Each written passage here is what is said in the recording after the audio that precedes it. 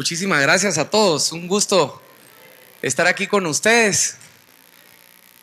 Traté de hacer una presentacioncita específicamente para ustedes porque presumo que tienen un paradigma muy grande de procesos, de proyectos, porque hay mucha ingeniería en esta universidad, han salido de aquí las mejores lumbreras en ingeniería, la verdad. Y yo pienso que ustedes se merecen un poquito menos de retórica. Normalmente en la política somos muy dados a empezar a hablar de la república, de la democracia, y empezamos y a los 5 minutos están durmiendo o están el 100% chateando porque el tema ese no interesa mucho. Yo quisiera entrar al grano, tal vez planteándoles lo que yo interpreto por ser un servidor público, un político. Ustedes dentro de 4 meses van a agarrar unas papeletas y esos en democracia son los contratos que uno firma para personas que uno espera que le den a uno un trabajo y un servicio de solucionarle a uno problemas. Que sobre todo lo dejen a uno en libertad, que le respeten su propiedad, pero que hagan cosas por uno a cambio de los impuestos que uno paga. Porque ese contrato, ese crayón de cera en la mano, constituye cabalmente ese contrato que uno hace. Algunos firman, otros ponen la huella digital. Pues ustedes seguramente con ese crayón van a marcar una X y ese es el contrato que por 4 años esperan de gente que les sirva. ¿Cuáles son esas características que uno pide cuando está contratando a alguien? Pues las fundamentales son verificar que tenga capacidad, y les resumo que es capacidad en 2 cosas: que tenga formación, es decir, que tenga capacitación para hacer las cosas que requieren solucionar problemas de distintas disciplinas, que tenga experiencia, que es distinto a la capacitación teórica que uno puede tener. Son 2 cosas que debiesen ser sinónimo de capacidad. La segunda es que además dentro de las competencias entienda que solo no puede hacer nada, porque en el gobierno a veces uno cree que el presidente va a ser un superhéroe, un líder máximo, un caudillo. No se resuelve nada si no se llega en equipo, absolutamente nada en el ejercicio del poder. Entonces una segunda competencia que yo les digo debiesen de alguna manera considerar para contratar es cabalmente la capacidad de hacer equipo. Y la tercera, que es la más importante y quisiera dejar simplemente unos minutos para el final, es la moral, es la ética. Son los principios y valores que pudiera uno tener de alguien que uno contrata para que haga 2 cosas: para que llegue a ejecutar los planes que supuestamente tiene, o que adapte de otros, pero al menos ejecute esos planes. Y segundo, que los ejecute de forma íntegra, que no llegue a ejecutarlos, como vemos hoy en día, con corrupción, con engaño, y que se llegue a la política exclusivamente a robar. Porque eso ha constituido hoy en día el grave problema, que los problemas, quien debe solucionarlos, no los soluciona, sino que llegan al poder a otra cosa. Entonces hay un doble problema. No solo los problemas de seguridad, empleo, infraestructura, salud, educación, no solo son los problemas, sino que, como diría, como esas canciones de Ricardo Arjona, el problema no es los problemas, sino que el problema es que quien soluciona los problemas llega a otra cosa y llega a corromperse. Entonces yo hoy en día les quiero dar una visión de lo que yo identifico debe ser el proceso de un gobierno, qué es lo que hace o qué debería ser la agenda de iniciativa pública. Y para eso les quiero decir que ustedes en el ámbito de la iniciativa privada, y les voy a dar este esquema, todo proceso productivo para lo que ustedes están estudiando, pero todo proceso productivo en la vida puede dibujarse de una manera parecida a esta: un hospital, una maquila, una fábrica, una universidad, una iglesia de alguna religión, tiene un proceso muy parecido a eso, donde hay recursos, 3 fundamentales: recursos físicos, recursos humanos y tiempo, que se aducen para transformar algo y al final un bien o servicio que uno tiene para darle a otra gente y que lo necesita, que le solucione un problema, que le satisface una demanda. Todo, créanme, se puede adecuar a este esquema, en donde se supone que la prosperidad viene de que ese bien y servicio nos lo demanda alguien, no lo paga y nos queda un poco más allá de los recursos que hemos invertido. Y a eso se le llama, digamos, utilidad en una empresa, utilidad como persona. Aunque ustedes como profesionales den una factura, pues tienen un ingreso superior a sus costos, y eso se va sumando y eso se llama el crecimiento económico de un país. El crecimiento económico de un país es esas utilidades, pérdidas micro de todos nosotros que se suman en una comunidad. Y ahí sí se va viendo si hay prosperidad económica o no. Pero entonces, para hacer eso uno compra estas cosas, uno tiene su planilla de gente, uno compra, por ejemplo, aquí en este proceso, en este preciso momento, están ustedes como asociación de jóvenes dándole el servicio a la comunidad de alumnos de conocer las opciones de las candidaturas. Extraordinario, ese es un servicio que se está dando. Pero ¿qué recursos físicos y materiales tenemos? Tenemos el micrófono, tenemos este auditorio extraordinario, tenemos el aire acondicionado, tenemos todo lo físico, lo que no palpita. Gente, quien me presentó, la asociación y yo somos gente que está viviendo, digamos, y que está participando en este proceso. Y el tiempo. Sé que tengo unos 25 minutos porque les quiero dar, para que no sea un monólogo, el tiempo a ustedes para que sea esto mucho más agradable que una charla así, de esas un poco aburridas. Ese es el tiempo. Pero en la calle de lo que se trata es de generar prosperidad y que el gobierno nos lo facilite. ¿Qué es que nos facilite el gobierno? Pues resulta que hay otros recursos externos que no tenemos, o de alguna manera como seres humanos, que comprarlos individualmente todos, sino que la razón humana nos ha dicho, miren, el gobierno puede hacer ciertas cosas que en conjunto nos salen más barato. Los economistas dicen economía de escala, que a través de nuestros impuestos, ¿verdad?, nos construyan una calle, porque sería muy difícil que nosotros hiciéramos nuestra particular calle, o cada quien con su acera, o cada quien con su aeropuerto. Por ejemplo, el gobierno hace cosas idénticas a los recursos que vemos aquí. Hay recursos externos de capital físico que nos hace el gobierno. También el gobierno nos puede trabajar el capital humano, y eso es lo que les quiero describir aquí. En capital físico suele el gobierno proveernos de carreteras, infraestructura vial, energía, telecomunicaciones, agua y drenajes, puertos y aeropuertos. Son lo que se llama comúnmente la infraestructura productiva en un país. ¿Por qué la hace el gobierno? La puede hacer a través de privatizaciones, pero al final tiene la gestión, digamos, de que eso nos lo provean para nuestras actividades, ¿verdad? Porque ¿qué nos hace competitivos, como por ejemplo con respecto a otro? ¿Por qué la ciudad es más competitiva, por ejemplo, que Shela, por dar un ejemplo, o de Mazate, o de Cobán? Porque seguramente aquí en la capital hay mucho más de esto que en otro. Entonces, poner una fábrica aquí es más competitiva que ponerla en un lugar donde no hay drenajes, donde hay que perforar un pozo para que llegue el agua, ¿verdad? O no hay carreteras, o no hay vialidad. Igual pasa con los países. Uno quiere ser competitivo. Son ventajas competitivas. ¿Por qué? Porque hoy en día los negocios a nivel mundial andan buscando países que tengan competitividad. Y una de las agendas de la iniciativa pública más importante es ofrecernos competitividad en el llamado capital físico. Pero no solo se queda ahí, porque los procesos, ya vieron ustedes que no solo son cosas físicas, que en privado compramos, pero que en lo público esperamos a través del pago de los impuestos. La segunda es el capital humano. Mejoremos a la gente. ¿Qué problemas tenemos con la gente, por ejemplo, en Guatemala o en cualquier país, pero en general en países como el nuestro? ¿Qué graves problemas tenemos de competitividad con nuestro recurso humano? Díganme algunos. El primero, educación, salud también.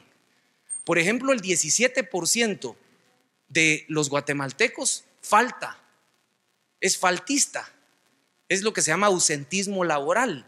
17% es la segunda tasa más alta de Latinoamérica. ¿Por qué?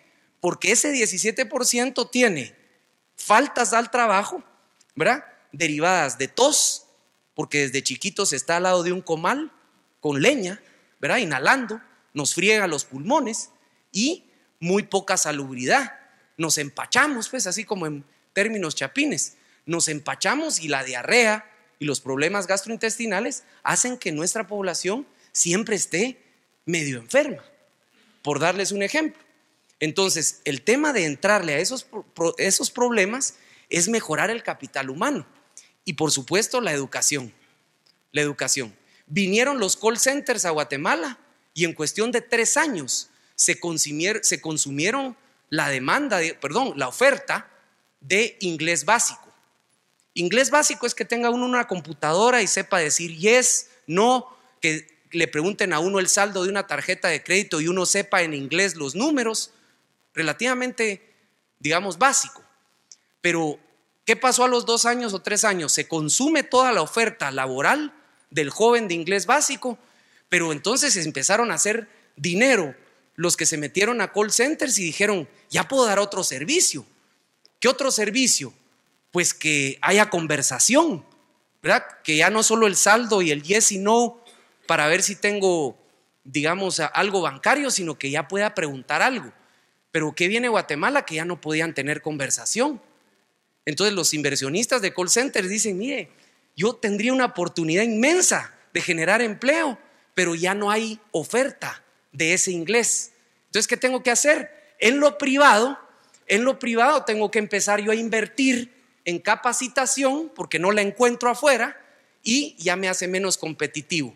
Si yo invierto arriba, se me achiquita la utilidad, porque si yo tengo más costo, bajo mi utilidad y llega un punto en donde si yo lo tengo que hacer en privado porque no lo tengo público, eso significa poca competitividad y significa que uno no cierra negocios y no hay inversión. ¿Por qué? Porque uno no tiene o el capital humano o el capital físico para poder tener ese rendimiento y esa prosperidad. Entonces, ¿qué viene entonces ahora? Capital humano. Ustedes muy bien ya mencionaron algunos de los temas más importantes. Que la gente esté educada, que esté capacitada, y aquí hago una diferencia. Una es la educación básica y la otra es la capacitación, digamos, de competencias técnicas, digamos, artesanales a veces, pero que tengan competencias tipo el INTECAP, digamos, que tienen capacitación. Otro es que estén nutridos.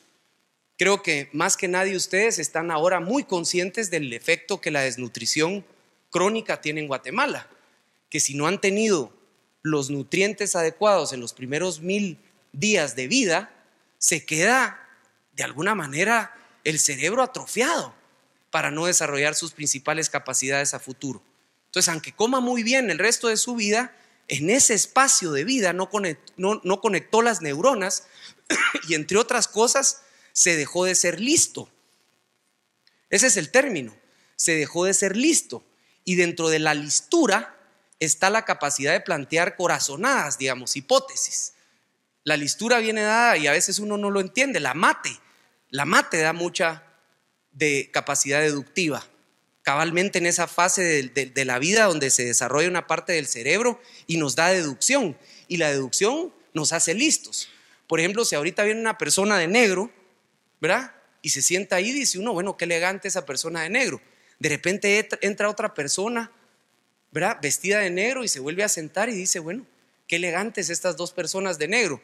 Pero ¿qué corazonada empieza a surgirles a ustedes? Que están de luto. Y es corazonada porque si tú ves a un tercero con una corbata negra, dicen, vienen de un sepelio, ellos vienen de un funeral.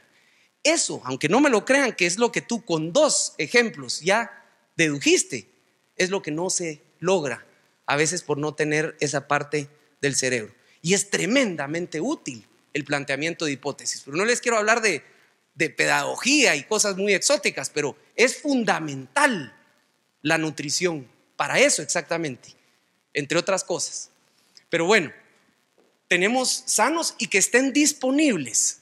Miren, 13% de los trabajadores de Villanueva viven en zona 18 y zona 6. 13%. Y más o menos 15 o 16%, según las estadísticas de Metra, de los que viven en el sur, Bárcenas, Amatitlán y Villanueva y San Miguel Petapa e incluso Boca del Monte, trabajan en las fábricas de la zona 18. Imagínense, en promedio 12 personas, 12% de la población de la ciudad pasándose 2 horas en camioneta. ¿Cómo llegan a trabajar a las 8 de la mañana después de estar 2 horas o 3 horas metidas en un bus y de regreso a la casa? Imagínense ustedes, ¿eso puede hacer competitivo o no a una empresa y por consiguiente a un país. Y entonces la agenda pública tiene que ir a mejorar el capital humano.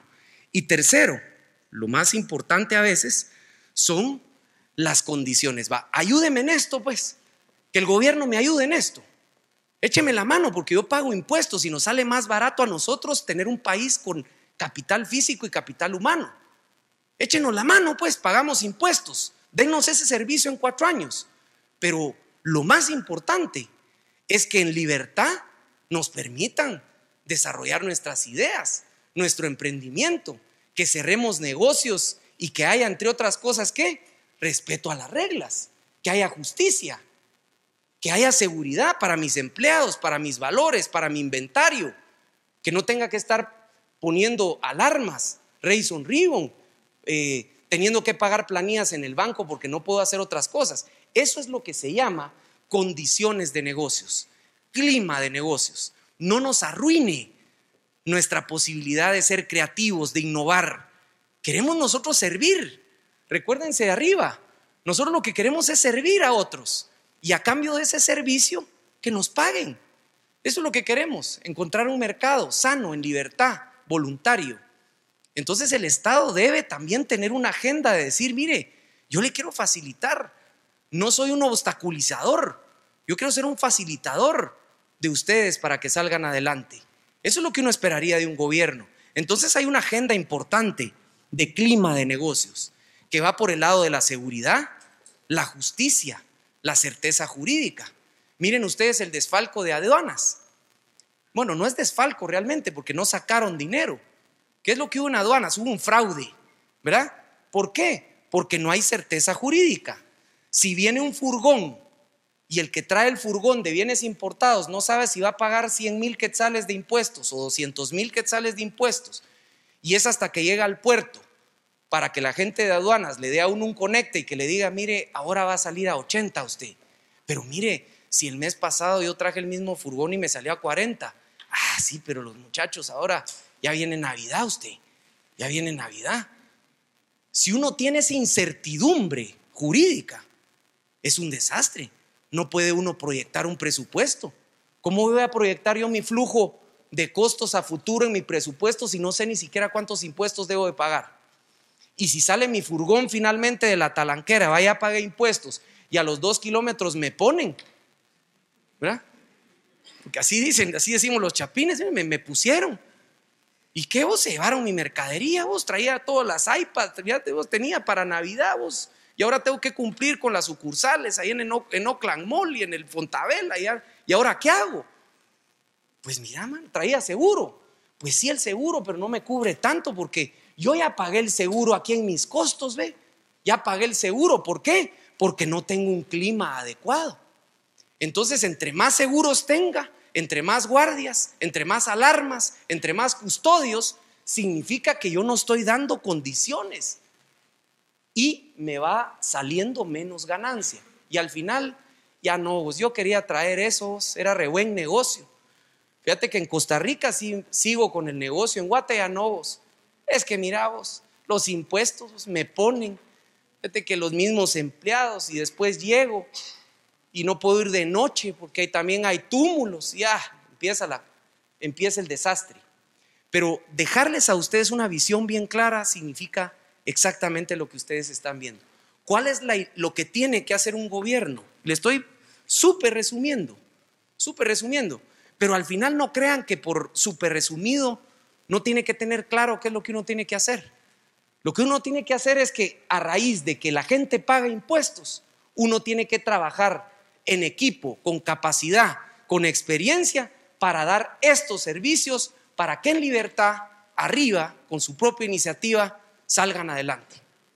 Eso es como yo veo el gobierno. Es una maquila de servicios que obligadamente tenemos que darle a los guatemaltecos que nos contrataron en una papeleta.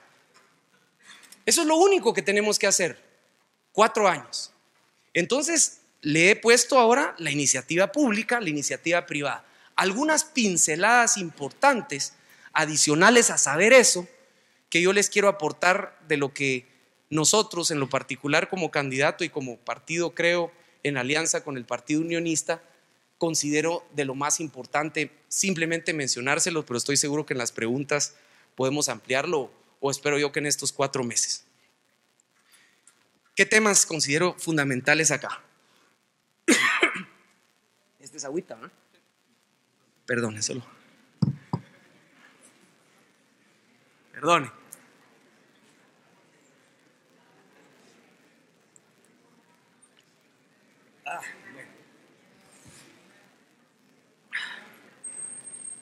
Bueno, miren, temas importantes de los recursos físicos, del capital físico del país.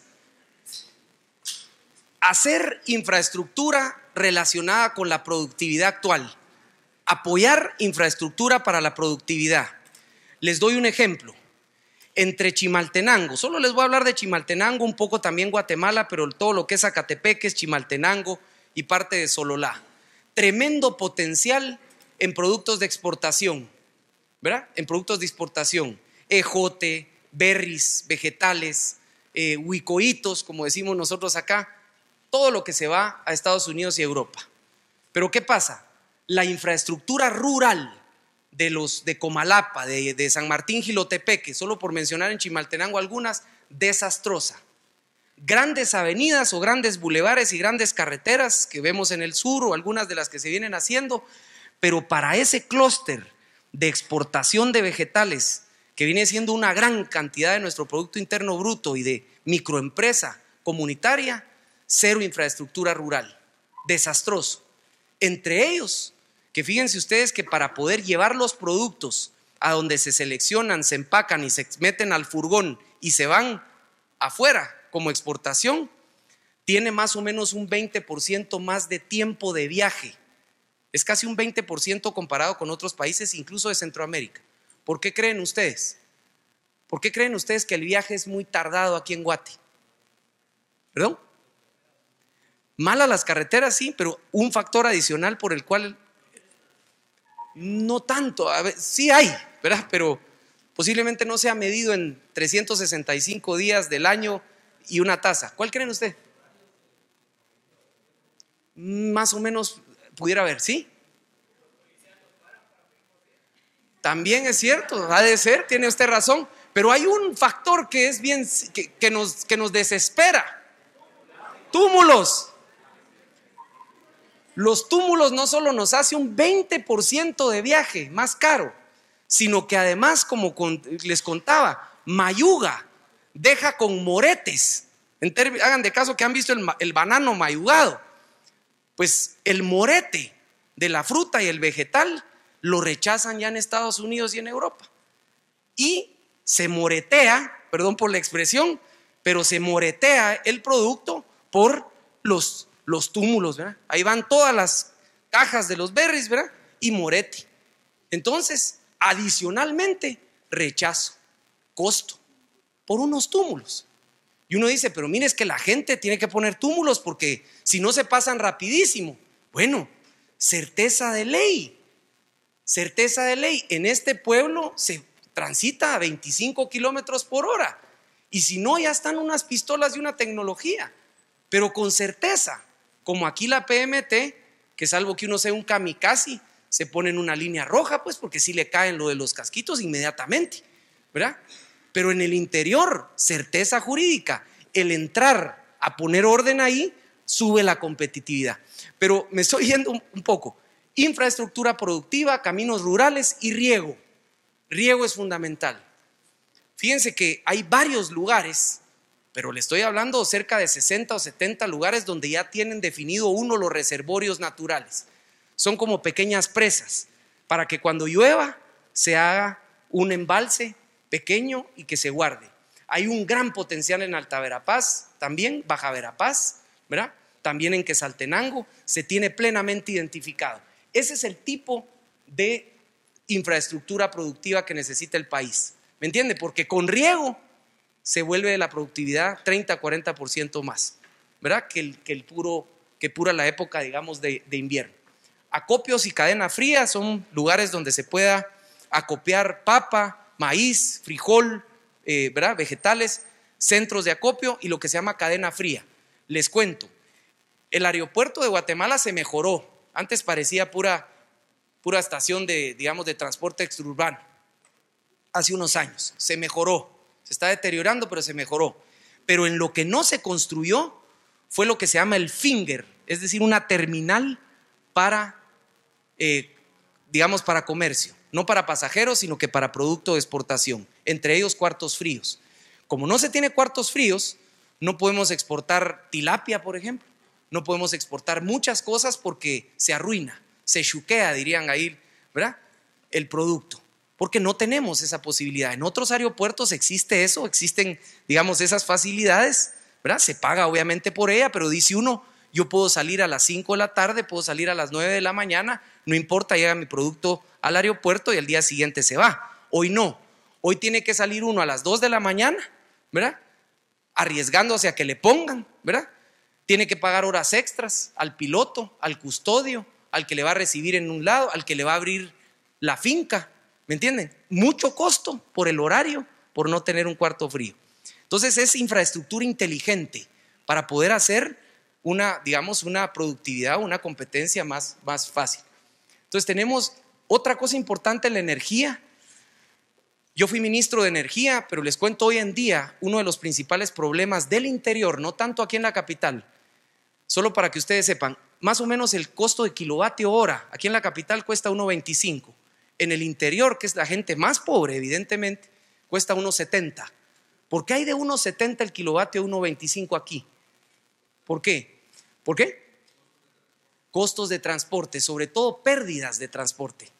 Fíjense que nuestra red del interior está a un calibre, así en términos chapines. Es un cable chiquito, tiene poca capacidad, pero se ha extendido toda la energía del país en cable chiquito. ¿Por qué? Porque no hay transmisión, como tú muy bien decías, no hay transmisión. Es decir, solo caminos chiquitos, pero no hay bulevares de energía. Y entonces, ¿por qué no ha hecho el INDE transmisión? Porque el INDE, en aras de subsidiar lo que se llama tarifa social populista, ¿verdad?, dejó de hacer las obras que le corresponden, ¿verdad? Por populismo al final. Si quieren, pues ayudar a cierto consumo. Pero el INDE llegó a tal grado de que ya no hizo transmisión. Entonces ahora le sale mucho más caro, porque se pierde, se calientan muchos esos cables chiquitos y hay mucha pérdida de transmisión. ¿Qué se necesita? Entrarle urgentemente a la transmisión y a la tasa de alumbrado público. ¿Qué haría yo en la tasa municipal? Ya ustedes saben que solo la tecnología LED, ¿verdad?, la tecnología, digamos, de focos fríos, que no es el otro, tiene un consumo, digamos, un consumo energético de 30-40% menos. ¿Qué haríamos? Pues un programa masivo para que baje la tasa de alumbrado público, que es parte de la conflictividad en el interior.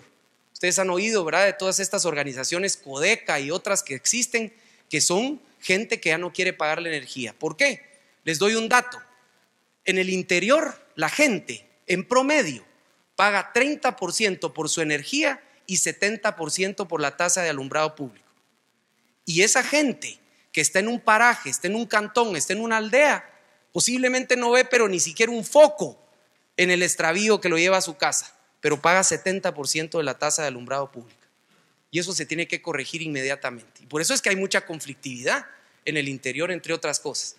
Y bueno, vivienda, programas de vivienda. ¿Por qué suburbana?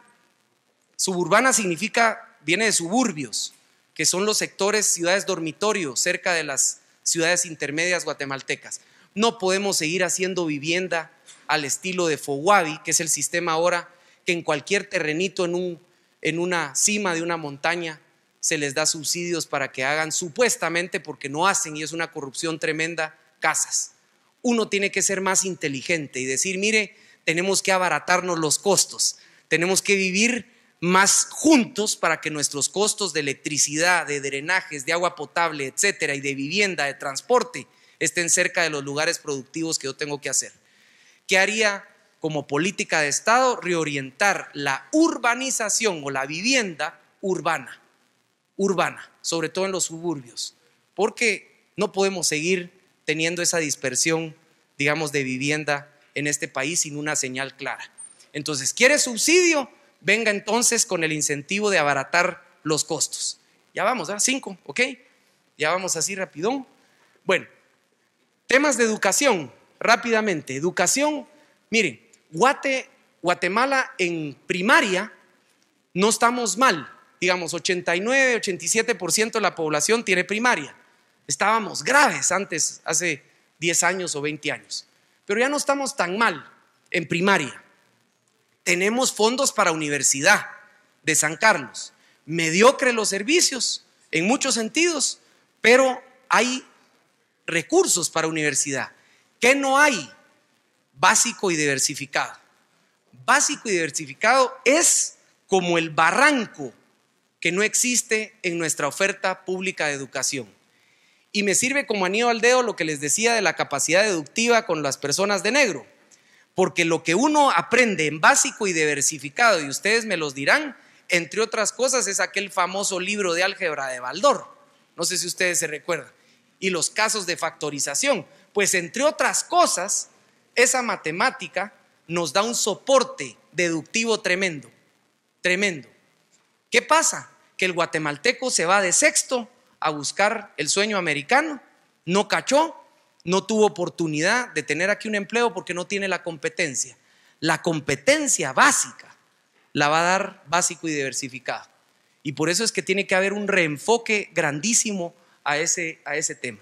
Una adecuación del pensum, solo lo menciono, no podemos seguir teniendo el mismo pensum, ¿verdad? No podemos seguir recitando todos los ríos hasta el Tigris y el Éufrates de allá de Mesopotamia y no saber inglés, no conectarnos tecnológicamente, no saber lo que es Office. Otros países ya tienen, por lo menos en primer curso, ya se certifican de Office, ya saben lo que es Excel, ya saben lo que es un Word, ya saben, ¿me entienden? Eso tenemos que nosotros dar un salto de rana y una adecuación del pensum importante. Luego, las transferencias condicionadas, esos famosos dineros que se da a la gente, han servido en otros países, ¿verdad? Han servido, pero el apellido de condicionadas es lo más importante. Yo le doy, pero hay una condición. Usted se mejora en capacitación, usted mejora su educación, usted mejora su higiene, usted mejora su responsabilidad paternal de familia, usted mejora su salud, usted se entera cómo ser más higiénico, usted se entera de estas cosas. Y entre ellos, esas transferencias van a servir mucho para que la gente y el capital humano pues tenga estas capacidades. O sea, si vamos a invertir el dinero y les vamos a poner un poquito una zanahoria que tenía yo ahí, si les vamos a dar la zanahoria, no se las vamos a dar gratis. El desastre de hoy es que les llaman transferencias condicionadas. Pero ¿cuál es la condición hoy de darle un bono a alguien o un fertilizante? La condición es que se apunte con el partido oficial.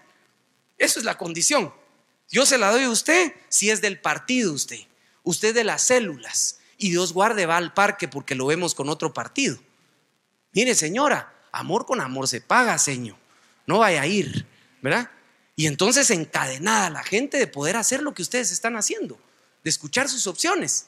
¿Me entiende? La condición se volvió un clientelismo espantoso para poder regalar. Entonces, la transferencia condicionada es buena si se orienta. Y bueno, en salud el programa de extensión de cobertura es un poquito extenso, voy rápido, pero es participar a las comunidades en la prevención de los vectores de salud. Es un tema un poquito amplio, pero si quieren lo amplío. Entonces, yo terminaría, creo yo, ahí está, en esto. Mire, tal vez en las preguntas me va a encantar hablarles del tema de seguridad, pero hay dos enfoques en política pública. Dedicar a combatir la inseguridad después de que el crimen ha sucedido. ¿Qué significa cuando ya el crimen ha sucedido? Viene una secuencia de un proceso. Mire, inteligencia. Inteligencia significa un proceso científico, ¿verdad? Y tecnológico para decir, ya caché a los delincuentes, ya los agarré. Eso se llama protocolo de inteligencia. Primero se le identifica. Luego vienen las fuerzas de seguridad, los policías, y se supone que capturan. Para eso están los policías. Para eso tienen radiopatrullas, para eso se ponen implementos, para eso se ponen cascos, para eso hacen el show muchas veces de que están tecnificados. Vienen los cuerpos de seguridad. Después, la fase de justicia, que el Ministerio Público desarrolle una fase no solo de investigación, sino que de proceso judicial de acusación y que haya una pena. Y después viene la pena, que es la cárcel, el sistema penitenciario. Esas son como las 4 fases que ustedes tienen que tener en mente para seguridad. Inteligencia, captura con fuerzas de seguridad, todo lo que conlleva la policía, luego justicia y luego pena, el sistema penitenciario. Eso es lo tradicional, pero eso es lo menos efectivo. Es lo que más hacen los políticos, porque es lo que uno ve por los sentidos. Uno ve las radiopatrullas, uno ve las cámaras para que lo controlen a uno con la inteligencia. Uno ve las cárceles más tecnificadas. Me explico, eso lo hacen los políticos porque quieren que la gente vea que se está haciendo algo, pero no es lo más efectivo. Lo más efectivo es lo que se hace para que no haya un crimen. ¿Me cachan? Es la parte preventiva, es que ya no hubo criminal. Y dentro de esa fase, lo más efectivo es algo muy simple que les quiero decir. Es que haya certeza jurídica en el cumplimiento de la norma de convivencia, la norma pequeña, como estacionarse mal, como bloquear una acera, como pintar una pared, como romper una ventana, como no pagar el token en un molinete o como tirar basura. Miren lo que les estoy diciendo que parece paradójico. Es en el cumplimiento de lo chiquito donde más se inhibe de el incumplimiento de lo grande.